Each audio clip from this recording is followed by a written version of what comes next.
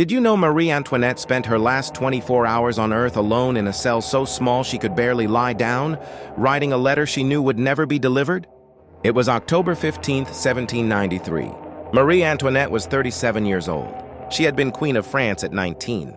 Now she was prisoner number 280 in the Conciergerie prison in Paris. Her hair had turned completely white. Not from age, but from the stress of the previous 4 years. She had watched the revolution consume everything around her. Her palace, her friends, her husband King Louis XVI, who had been guillotined 9 months earlier, and her children who had been taken from her and she had not seen since. On the night of October 15th, she was given a candle and a small piece of paper. She used them to write what is now known as her last letter. It was addressed to her sister-in-law, Elizabeth. She wrote that she was calm, that she had no fear of death, that her only pain was leaving her children behind.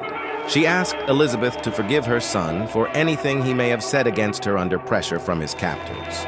The letter was never sent. It was intercepted by the revolutionary authorities and hidden for decades. It was not discovered until 1816. At 4 in the morning on October 16th, a priest was brought to her cell. She declined his services because he had sworn. At 7 in the morning, her hands were tied behind her back. Her hair was cut roughly from her neck.